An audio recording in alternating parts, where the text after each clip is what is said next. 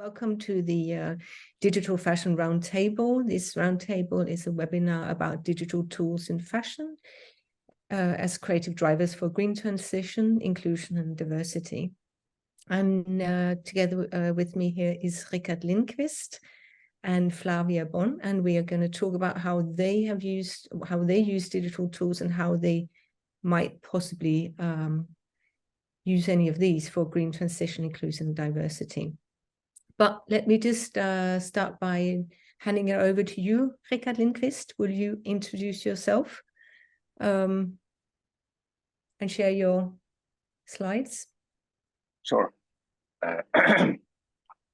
Thanks for inviting me to this webinar. I'm very happy to be here. Yes, I'm a fashion designer based in Gothenburg, Sweden, and I've been working with 3D visualizations garments since I think 2016. So we were quite early in incorporating 3D visualizations with the brand that we ran at that point, me and my then business partner, Jimmy Hedberg. We opened up a fashion brand called Attack, which kind of became a benchmark for digital fashion possibilities back then, 7 years back. Right now, I run a company, a design studio and a factory called A Industry, where we still use a lot of 3D tools, and we do different kinds of design consultancies, mainly function wear and sportswear. And this is an example of one of those works where we then use 3D tools, both here as for presenting the final result and for developing. And here's also see sort of a hint of my focus and previous research on how body and fabric interacts with each other. Just to give you one more visual input, this is from the factory floor here in A Industry. So we, in short, my intention is to use digital technologies to also develop physical production in close to home. Yeah, something like that.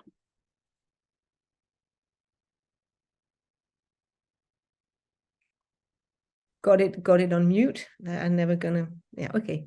Flavia. All right, I'm gonna straight share my. All right. Hello, everyone, and yeah, thanks for having me here. It's a great pleasure to be with this crowd here. My name is Flavia Bohn, and my background is in tailoring and fashion design. I'm a freelancer, and I'm also representing augmented weaving, a project that I initiated together with Anita Michalusco back in 2021. Augmented weaving is an experimental research project around the technique of jacquard weaving and digital forms of craft.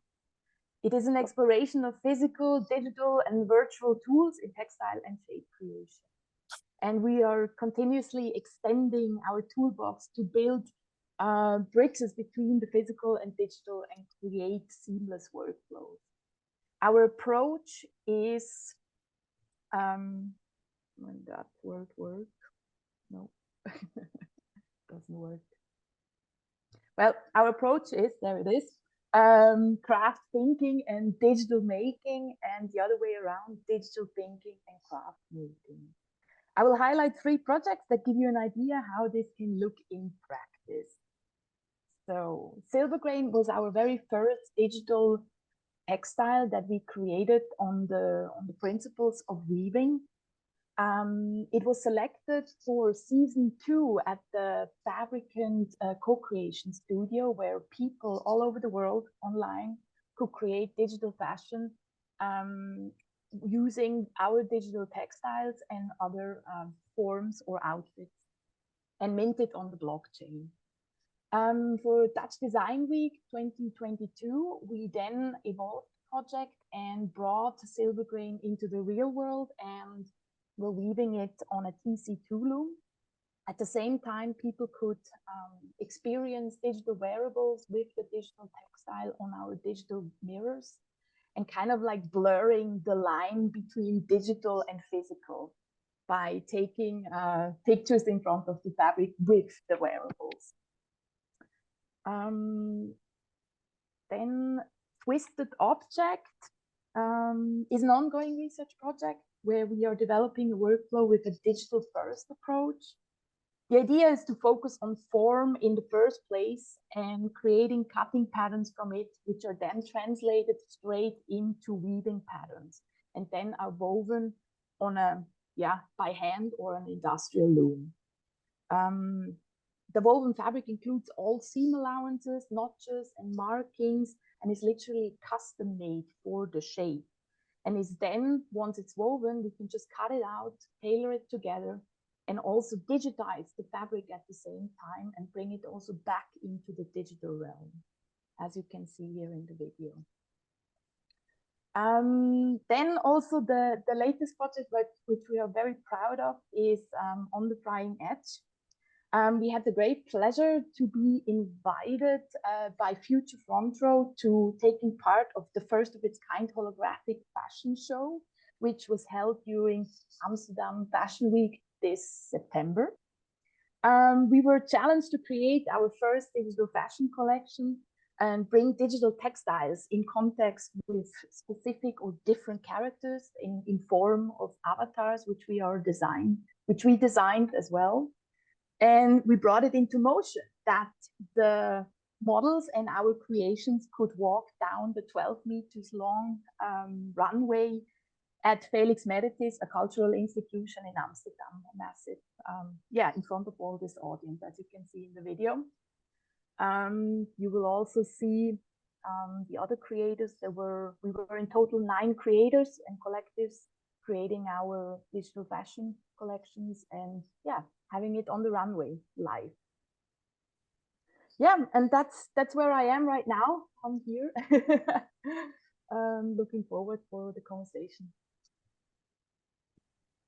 Thank you very much, both Richard and Flavia.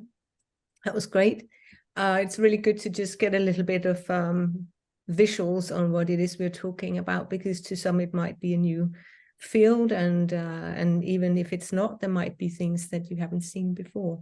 I'll just quickly introduce myself as well. So I'm Christel Arnevik. I'm a teaching assistant professor at Design School Kolding, and also the manager of the program Fahsion. We started implementing Clo 3D in 2018. And then from the, we have 3 master programs. One of them is Design for Planet, where the focus is on sustainability. And there the professor Ulla Rebil asked if we shouldn't do, see if we could get an Erasmus Plus project on the run with a couple of institutions from we have a collaborator in Slovenia, and we have one in the Netherlands as well. And we were lucky enough to get the funding for it. So we are running a 3-year project where we are making tutorials and courses on how to implement digital tools into an artistic-based fashion program where it fits in with the existing curriculum. And the focus on the courses is with the focus of green transition, using the tools for inclusion and diversity. We have been doing this for a year now, and the first course is up and running. It's I'll just share actually in the chat. I'll share the website. You can check it out now or later if you want and see what we've been doing. It's, I would say, very much work in progress. Not everything is exactly how we want it yet, but it's going to be. It's a prototype, so it's going to be there, and it's going to be open source, all the everything we do. So also, if you want to keep up on this and follow us, sign up for our newsletter. We don't spam you all the time in newsletters, but just so you know when there's presentations going on.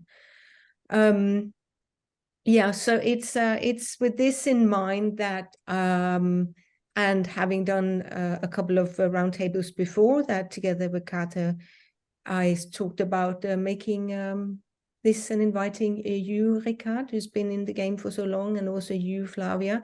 And I thought, why don't we talk about what you do, and then we can see if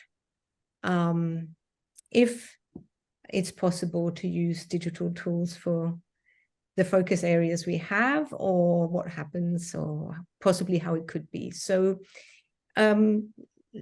if we just talk about digital tools and creativity, then perhaps it'd be nice to mention what kind of digital tools do you mainly use for designing? I'm thinking here for virtual prototyping, perhaps virtual reality, augmented reality, perhaps even AI, but what do you use, and possibly also what make you start doing it? Ricard, would you like to start out, and then we'll hear Flavia afterwards? Oh yes, as I said, we're a garment design studio and manufacturer, and for the tool or the software we use to 90% for these things is the one called Flow 3D, as you mentioned, which is I would say the developed into sort of the industry leading 3D software for garments, where one assembles the actual pattern shapes that eventually will be used for physical production. So we use that software both for our design development, for our visualizations, and for our production. So it goes both, the output from that goes both into the digital virtual world with animations and films and renders, and at the same time it goes into the physical world by being either printed out or straight to a cutting machine. And on top of that, we also been elaborating with other techniques and other softwares, and sort of did some kind of, we looked in, let's put it like, yes, we looked into AI and AR technologies, but that's not been our main focus. Yeah. Flavia, where do you sit in your collaboration with Anita? Well, I mean, since we are like, our approach is everything is experimental, and we just try and fail all the time. Coming from like a very like physical craft, like me tailoring and pattern making, for me, I always wanted to go 3D, but it was really hard to learn Blender and all these softwares. I failed also many years ago so often.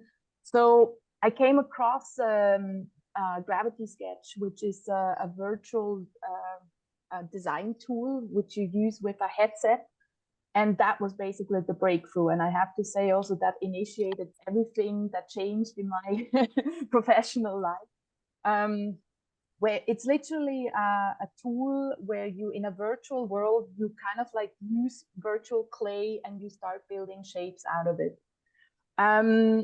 This was the way how I learned 3D and how to understand to use 3D. And that evolved then very quickly, obviously, into Flow 3D, because you need, I mean, I'm still like working with textiles, fashion, everything is cloth, and you need cloth simulation. So you need to have fabric moving around in a digital space. And for that, you need Flow, and then definitely is one of our main tools. Then on the other hand, also Anita, since the focus is of her is the textile creation, we mainly work with a TC2 loom, which is a hand-woven tool, but fully digitally operated. And it's a great kind of like in-between machine that bridges also these two worlds together, and it makes it possible to create very complex textiles in a easy, rather easy way. Yeah. And yes, and it's just continuing. It's just, I mean, that's the thing, and maybe also the problem with digital tools. They just keep coming, and we have to learn and learn and learn. I love that, but sometimes it's overwhelming. So we also just recently started to collaborate with a software company called Penelope, which creates a software for the textile industry. And it's basically a textile simulation software where you can program a digital textile yarn by yarn, but all fully digital. Yeah. Mm. Thank you. So you were really drawn to it, but also Rika, perhaps could you also tell us about what initiated? Why did you want? What was it that was exciting or needed, or what drew you to work digitally, since you're also very much based in the craftsmanship? Yeah, I guess me and Flavia has a comparable background, both of the craft, sort of traditional crafts method. And before venturing into this digital realm, I was carrying out a research, a PhD program at the Swedish School of Textiles. And in that work, and also our previous practice, I've been very much a 3D sculptor or draper, sort of a shape creator in cloth or in fabric. And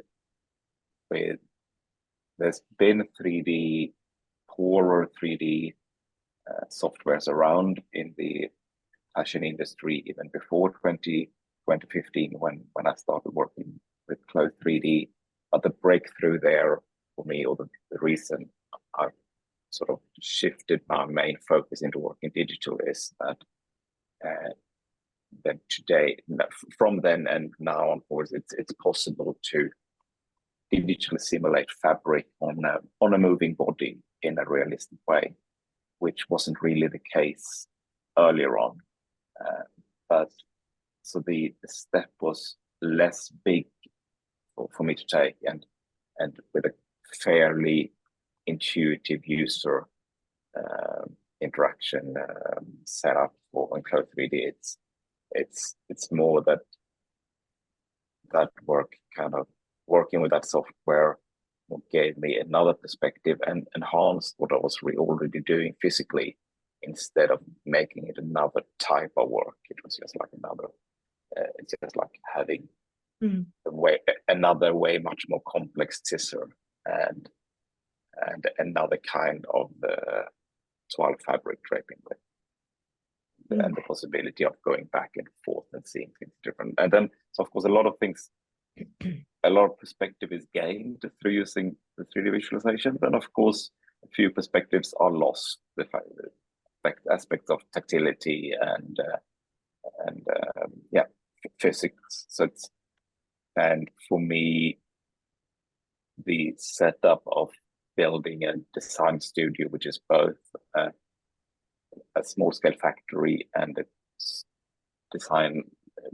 digital design studio, that's been sort of a perfect setup for me to be able to combine these and move rapidly between one and another. So the using the digital tool seems to really have added to your process or created. Could you say a bit more about how it creates, or elaborate on how it creates value to you and your setup? Yeah, it naturally adds a lot of new perspectives, or sort of having both on a very practical level, that it speeds up things that you have. Maybe doing a physical prototype might take 2 days, and to do a digital prototype might take 2 hours. So that's, I mean, that's one thing. But I think from a design perspective, much more important is the ability to just see things differently, kind of turn things inside out, very quickly see, like, if I do this, what happens then?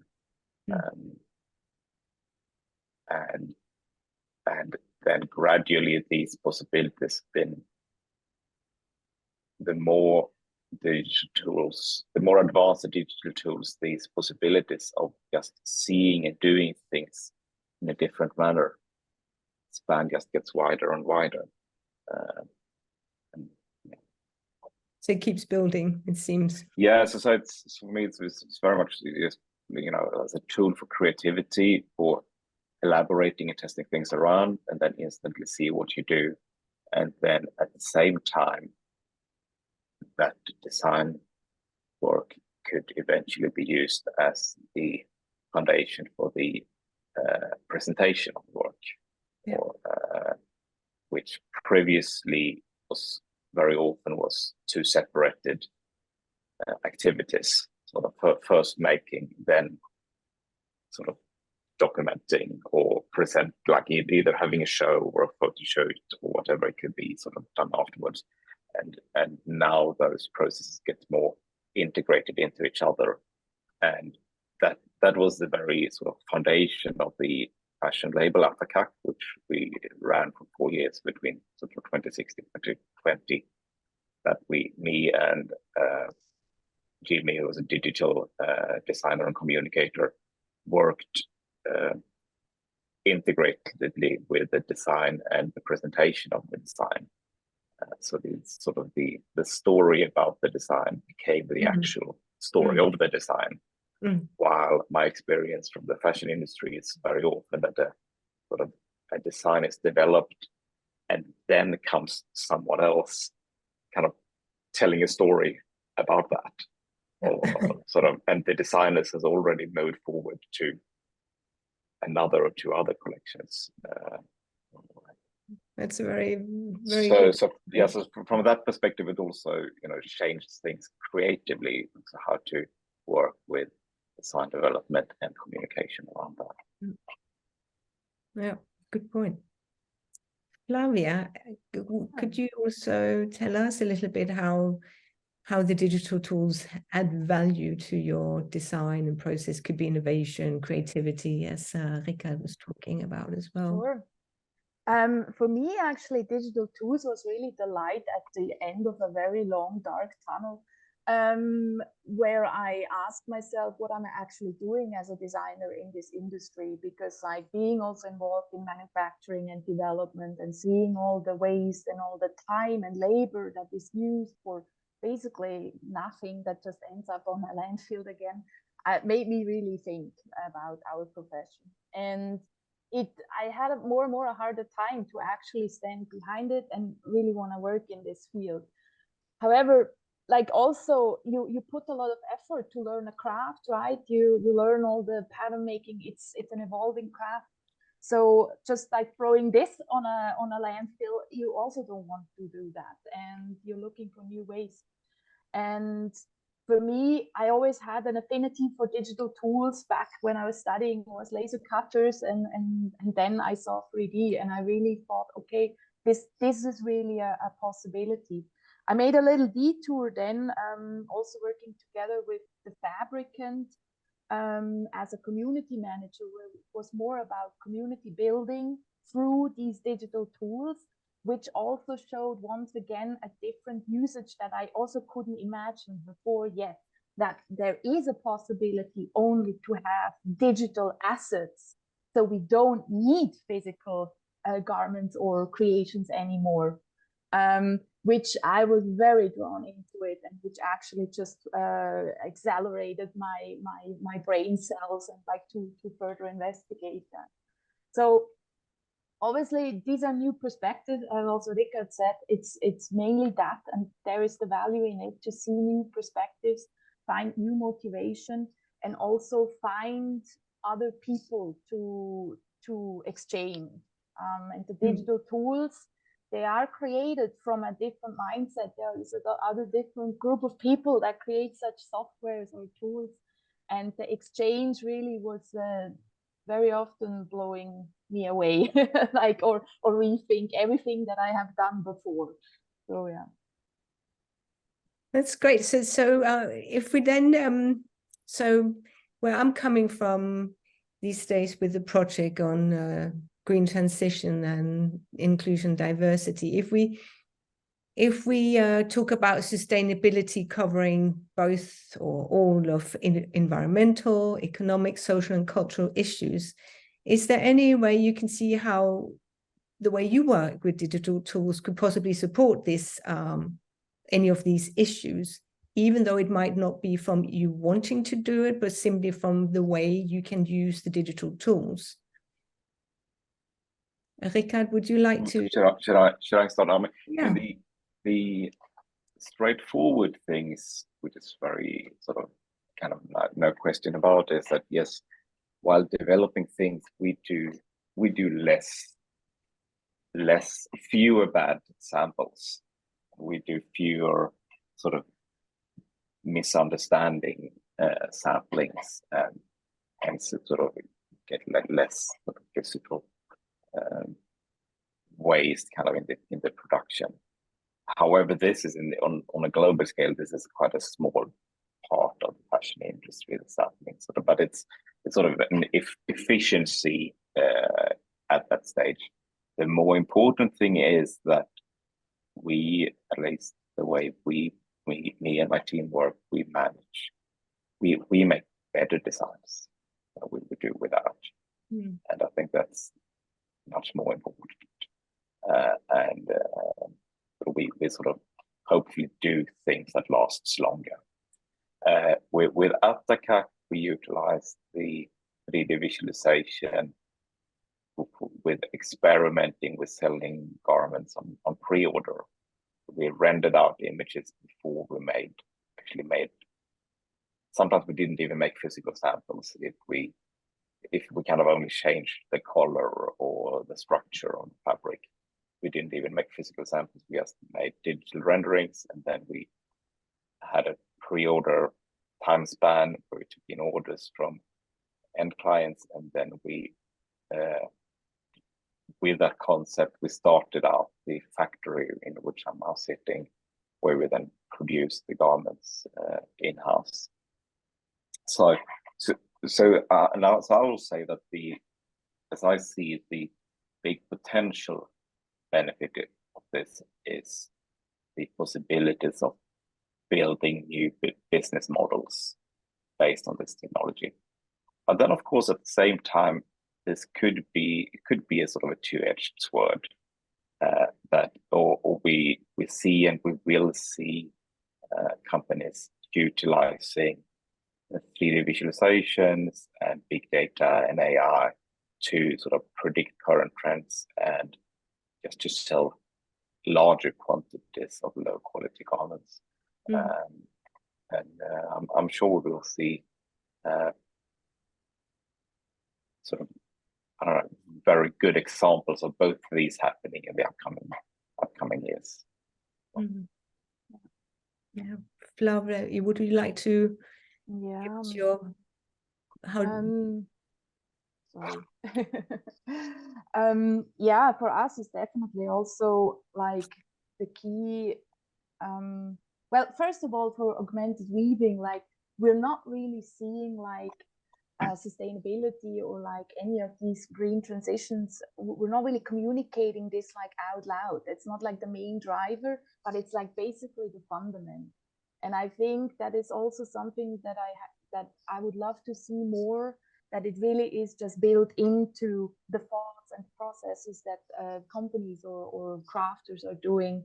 And for us, how we kind of like, how it comes to the ground, up the ground, is basically creating workflows and figuring out how we can actually use our tools from physical work, mixing it with digital tools, and how can we produce better and how we can produce also less. And I think also talking with like people from the industry, this is really like one of the issues here, that it is hard to break down existing workflows, because so many people's hands are involved, and like if one hand goes out, everything breaks together.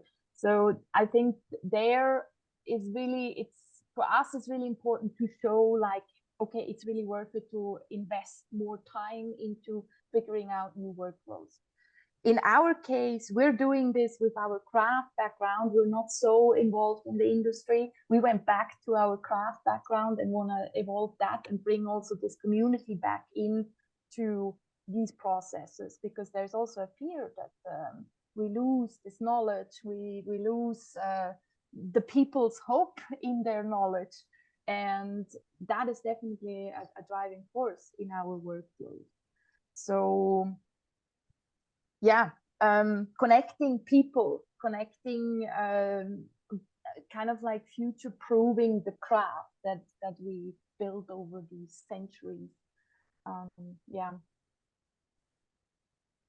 Yeah, and then I mean it's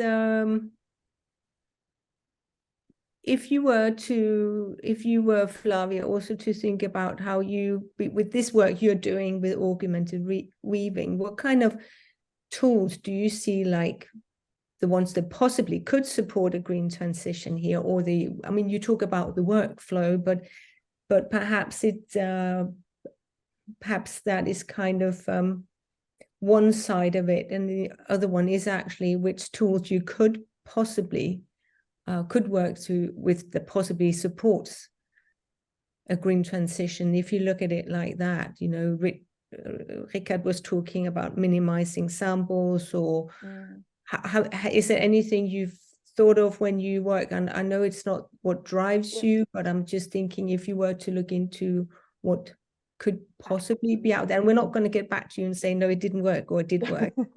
So feel free to just share your thoughts.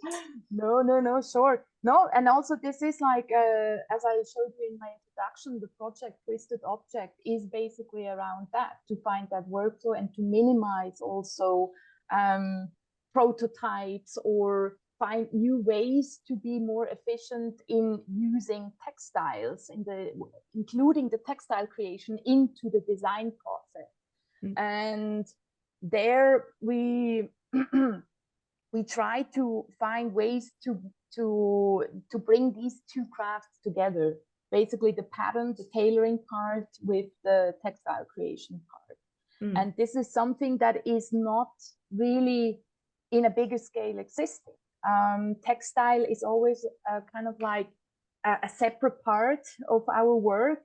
It's produced, we can order it, most of the time we have to order hundreds of meters, even though we need only 2 meters. So yeah, and this way we obviously would like to find better ways to bridge these two worlds together. And obviously this is a long-term research, and in a bigger scale, scaling up stuff is always hard, but in a smaller way definitely it works, and also includes obviously the thought of using local resources, because right now we are going back to hand weaving with a TC2 loom, and we would love to involve more hand weavers into that process. So we don't need to produce on a larger scale. We can use local producers. Yeah. But it's really great to hear both of you talk about how you have used these digital tools for innovation and creativity, and that the onset of digital tools hasn't been something that disrupted your creativity. On the other hand, it actually sort of really supported as well the creativity by asking, okay, what can we do? How can this work for me, instead of how does that disrupt my work? So that's also, I mean, you're brilliant examples of that, both of you. If we were just also to go into, because this was about the environmental, but also economical, as Richard as well mentioned, business models and so on. If you also there with the social cultural issues, perhaps drive that into the focus we in the project also have on inclusion and diversity. Then Richard, just before you were talking about how the digital working in 3D, digital 3D, make it possible for you both to produce, make, but also present. Could you talk a little bit, perhaps more about what that could mean for perhaps possibly inclusion, how that could be used for inclusion, or even diversity with the new business models? I know I'm asking kind of two things now, so if you just from where you're at. Yeah, and yes, inclusion is also a wide Yeah. term. I mean, you Yeah. include everyone, but we've been doing, we do quite a lot of function wear, sportswear, and we also been doing a few projects for more sort of people with some sort of physical disabilities, sort of wheelchair users and such. And then, I mean, it's not much different really from designing for normal people. It's just that the like, I don't know, normally we do garments for people who can't fly all the time, and then it's just like doing the garments for people who might not be able to walk. But then with a 3D avatar of a person standing up, we have a 3D visualization of a person who cannot fly. And if I'm gonna have a 3D visualization of a person who cannot walk and sits in a wheelchair, that digital avatar is reshaped. And then I can work on that digital representation of the end user. And that is then very helpful, sort of regarding either if it's a person who can't fly or can't walk, or if it's a professional cyclist or a climber, or I don't know, an actor doing motion capture movements that we've also been designing for. So it helps out in that sense. With other technologies as 3D scanning, etc., we can also take this even steps further by scanning. Sort of, we did once boiler suits or one pieces for Formula One drivers, and then they're normally quite tiny guys, and then we scanned a seat from a Formula One car and had that into the computer, and then squeezed in and digital avatar and dressed that person. So it's very sort of hands-on things, or things which probably would have been done physically otherwise, but it could more easily be done in the virtual world. I just need to understand, did you then design for the Formula One driver around the seat as well, so it fitted the seat kind of thing, since you scanned that as well? Yeah, because the driver is one thing, and then you have that very tightly fitted seat, and then you have seat belts, and then you have to take in consideration the G-force, where you can't, for example, have a seam crossing a seat belt, because that will cause hurt or sort of. And so yes, so in, yeah, but I guess just like if one are designing sort of pants, especially for wheelchair users, because then you preferably you take into account both the sort of physics of the wheelchair and the person and movements of the body, and it's I guess the same thing with it was sort of or comparable thing with the Formula One, even that was, I don't know, less. That's another brief. Yeah. Another demand. Yes. And Flavia, I mean,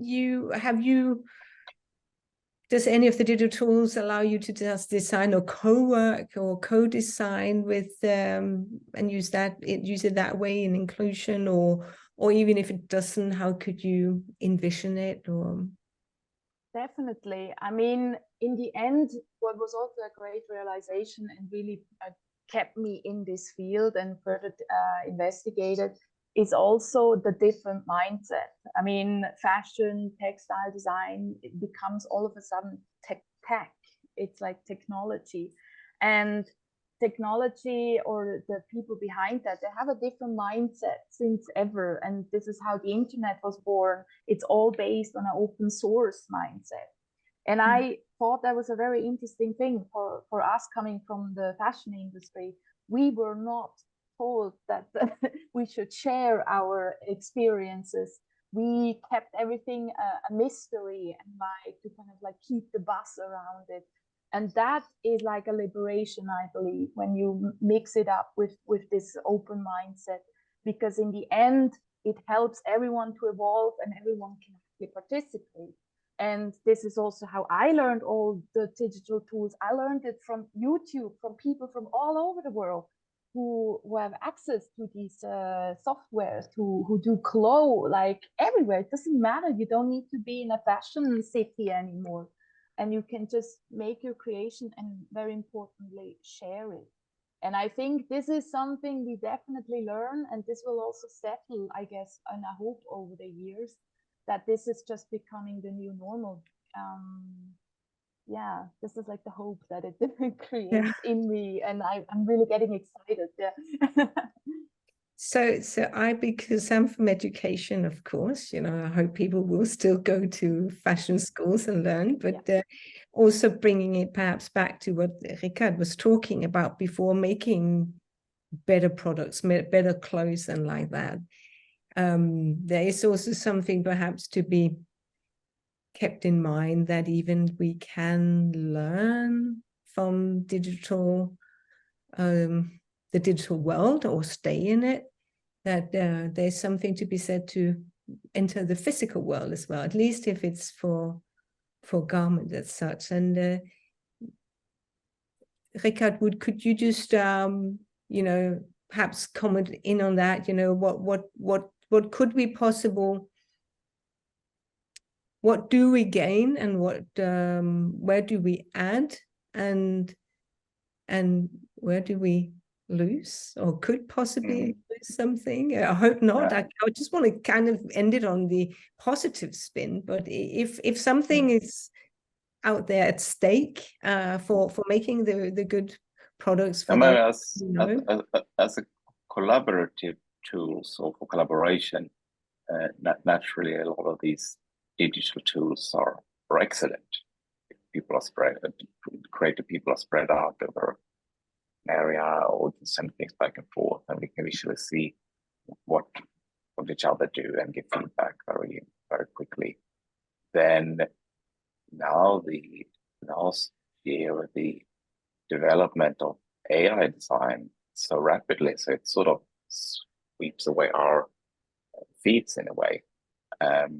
And I was just looking last week at the first good example that I see of 3D objects being generated from text prompts, which had 2D images being generated from text prompts last year, and also the 3D softwares that we already use are rapidly getting much more user friendly. So, you know, designing a kind of normal, I don't know, hoodie or sweater or pair of jeans, that will be as easy as that would be done in kind of, you'll be able to do that in Snapchat, more or less.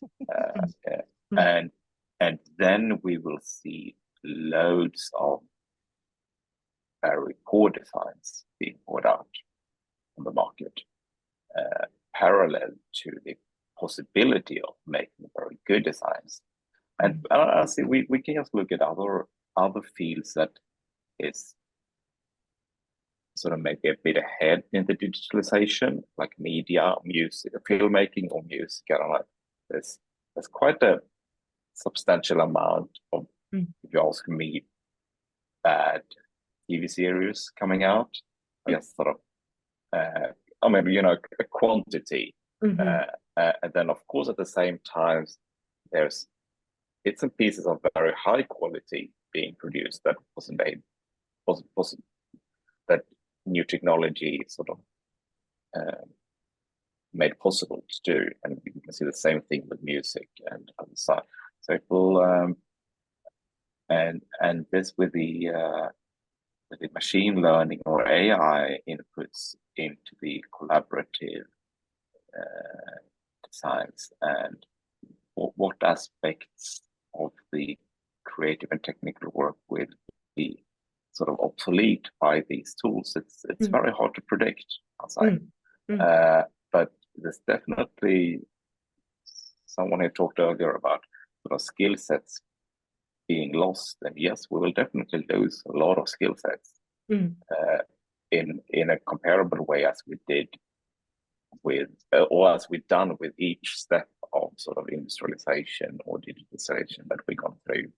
Sort of the skill set of creating I don't know, this sort of punch cards that was used in jacquard weaving machines. That's long gone. And it employed loads of people doing that. Or we can, we can pick endless of examples of skill sets that has been lost. And the same thing what happened now. But then also, also what we wear is all the aesthetics or the functions of fashion is changing rapidly. Kind of quite few people are wearing tailored suits today or tailored jackets. And I was like doing that today, it's almost like someone would have been wearing a medieval garments during the era of the First World War.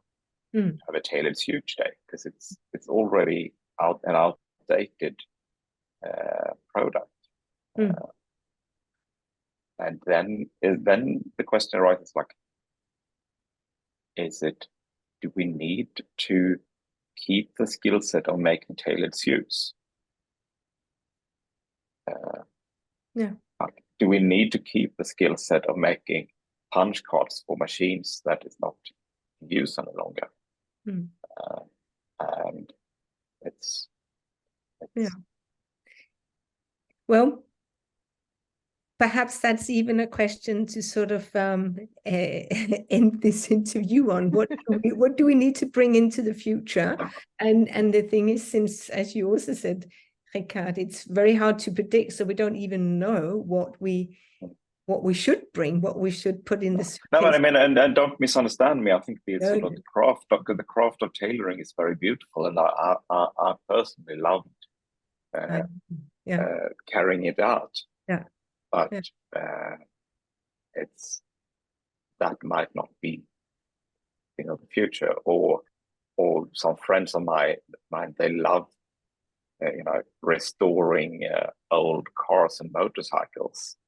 But maybe even that with that craft, like that is that's not going to be a part of the solution for us in the future. So. So that's the bigger question sometimes. Why do we do things? Because we like to do it and we see value ourselves, or whether it is financial sustainable. That's a different question. Anyway, I've got a... Sorry. Sorry? I think there is also like the power in letting go. I think that's also something that I'm trying to learn. And it's like leave things also behind and see the good times there, but there is a lot that we can learn by just let go and open our eyes to new things. So just adding here. And thank you. But I know there's no one solution, and it's the same with the whole thing about sustainability. That's also why we're talking about that it possibly could do it, because there ain't no one solution to that question. So it has to be contextual, what we do, and that we do that in the best way. But I would like to say now I can see that actually Marianne Huang has asked a question. And she asks, do you see the craft perspective and digital experimentation as a pathway for cross-sectoral innovation across textile techniques and digital technologies? E.g., do you work feedback into the development of digital tools and software, game engines, etc.? So Yes. yeah, good. That was a short answer. Yes, we do. It's very much Next. so. Like practically, we're having a close communication with the software developers that use the Cloud 3D software that we are using everyday life, and so that's a very, very direct connection. And the second level is it's sort of a community and marketplace where we showcase these things, and yes, definitely that's happening. Yeah, I have the same experience actually. Also now teaming up with Penelope, it was actually their first ask of us, like to give feedback how we implement the software, but also how the results are in the physical world and how we could kind of like make this better and better workflows also there. Absolutely, yeah. And also like all these software companies, they're based on physical properties, physical the physical world. Everything is based on that, so that's why they're in need of our experience. Thank you. Okay, I would like to invite anyone else with a question for this conversation here. Anyone, just feel free to write in the chat or simply come and show your face and put a hand up or something like that. Any questions out there? Any comments? Yes. Heidi, do you have a question? Comment? Yes, of course I do. Thank you guys so much for a wonderful conversation. And I'm super impressed how you managed to get around kind of like a 360 perspective of the industry. And this is what fascinates me a lot, is that the technology is very holistic in that way. It's the designer used to be in one stage of a company and a value chain. And all of a sudden with these technologies, you're part of a conversation that continues for a long time. But I'm curious, we work a lot with small, medium-sized companies that don't do ton of unique items or very specialized items. They're very much mainstream brands or very mid-market, maybe a little more high-end mid-market, but very much for the mass. What do you talk to your fellow designers about, where to get started, how to play around with this? We hear a lot of brands that have invested and that have the availability tools, but the whole change management comes into play, and they just kind of, we'll do it next time. This time we'll just stick to the way we used to do this. What do you tell your fellow designers or other companies that are kind of in the same spot? Yeah, yes, I think, you go first. No, but as you point out, this transition is just as much a management problem as a technical problem to get people to since everyone who has it's hard enough to get this into the education or the academia, but in commercial setups you also have to keep your business running. You can't just stop doing what you do to learn something else which probably isn't fully implemented already. So it is a tricky question, and it's also a tricky time because the tools we have today, they might be obsolete in 3 years' time. Because maybe, right today I would say that the best thing one can do is start working to have 3D visualizations and developments of your textile products. But maybe that is in 2 years' time, it will show that wasn't a good idea, because there will be AI tools creating everything for you in a better way. So it's gets on a personal level. I thought it was, for me, I was more sure in my predictions 2 years back than I am now. maybe it's just me who losing track. Well, perhaps I mean, as Flavia said, you know, we're constantly behind almost, because it's fast and it's just so exponential, as we also saw with AI, and suddenly, hey, you had Mid-Journey and everybody was shaking, you know, from art directors to whatnot, and next thing could be us shaking again. But Flavia, would you like to have a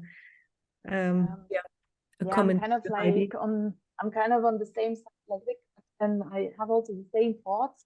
I think when it comes to like making a recommendation where to start is definitely invest in it. I mean, invest time and obviously also finances into the development of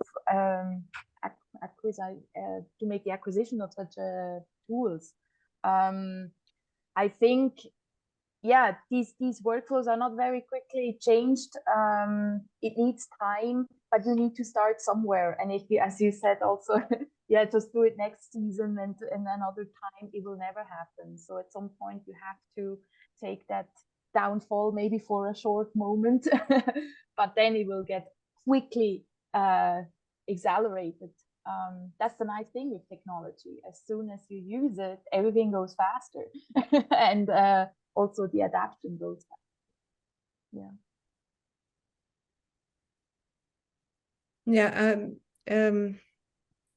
What can you say? It is, I think the word investment is really good here. It's like time investment, or of course financial as well, and perhaps it doesn't happen overnight either for companies, that it's like we're going to throw everything out and start afresh, but it perhaps could start with investing in one person getting to drive a little area to showcase how this could be, and then also convince that actually most people, at least it is right now, can have still have a role in this. So it's not like you as a construction person, you'll be thrown out, or the other like that as well. But very much also hope that people will start looking into and building a digital mindset. So it's not that you have to be able to do everything. You don't have to be able to make your own AI machine. You don't have to do it, but understanding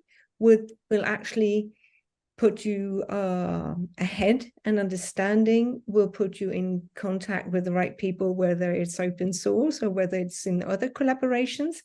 And it will definitely, I mean, as EU have then used textile strategies, they hope also to bring everything through, and they claim that 80% of all sustainability comes from the design process, from the designer, which means that really, if you want to turn that around, that you need to have the information not only about what the user buys, but how they use the products and for how long. Because if we go, as it works today, you have a salesperson coming back to the designer, oh, make this because that's sold really well. We don't know if it was sold to be put in the cupboard and not used again. But yeah, I mean, the more you try to understand, or at least to get a grasp of what you need to understand, that could be a way of starting as well. You don't need to know everything. You don't need to be in control of everything, but you definitely it helps the more you know, so you know where to go and get help. Okay, but time is running, but I really enjoy the last question in the chat, because also I know we're recording this, so I'm hoping you guys will respond just a little bit. It's a big question, but we've talked about these amazing digital tools and how they can support our industry in this green transition.